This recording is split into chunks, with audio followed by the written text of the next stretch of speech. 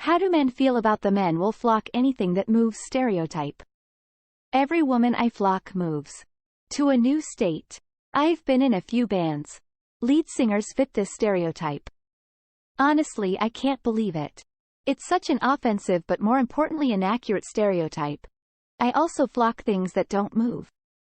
Whoever thinks that hasn't seen Don't Put Your Dick in That because that's men showing restraint. Deleted. Men are still plenty selective about who they want to tango with. They're just a bit more outspoken about their desire overall. Real talk. I want head pats, hugs, and kisses on the forehead and cheeks more than sex. I want affection, not erection, for heaven's sake. I would flock that statement if I could.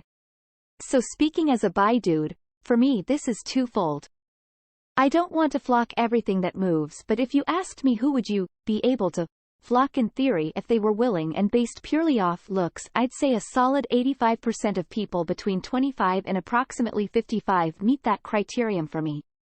That is to say, if they approached me it wouldn't be a no off the bat. I just want someone to talk to honestly. Well, if it quacks like a duck, I'm gonna flock it. That's why during a robbery they yell, "Nobody move." You have to remain focused. I keep hiring this and been around some desperate men and still haven't flocked me. Around here we just flock anything that moves. Blame Zeus. I used to know a guy who acted like his balls were going to fall off if he went 5 days without getting any, so he slept with some rough-looking women. I remember him defending one, saying, "She's not missing that many teeth." This is ridiculous. Men flock plenty of things that don't move. It's dehumanizing and demoralizing as flock.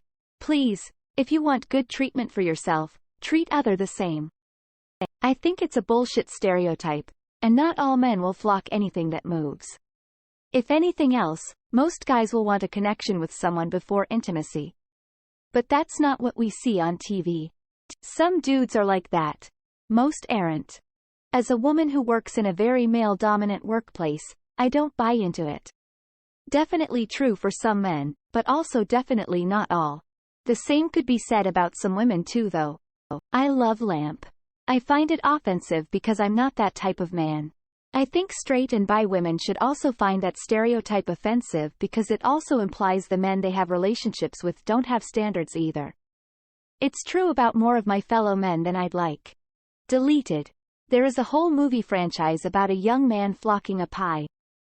I've created fake dating profiles as women, and I must say that the stereotype has merit. Well, obviously I wouldn't flock anything that moves. But everything I've flocked moves, so there's that. It's stupid. I want sex, but I also want it with someone I genuinely care about. I have met very few men who act like a cat-calling prick. I've had 3 relationships end solely because I don't like sex as a guy. Person I get with gets addicted because happy chemicals from it and I just don't enjoy it, so people have left me for other people just because I didn't want to do it enough. It's insulting and only applies to some men, like most stereotypes, but I have definitely known men like that.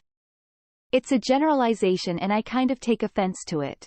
I'm not sensitive that stereotype doesn't bother me. Anyone's opinion on me is their opinion, that's that.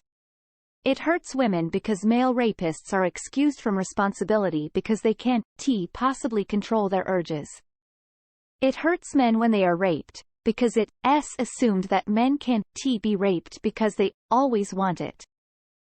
As a guy who ended a relationship because I could keep up with my girlfriend's sexual appetite, I resent it. But as a guy who was once asked, if you don't believe in God, then what stops you from raping all the fine-ass bitches you see? I understand why it exists. A lot of guys are legitimately like that.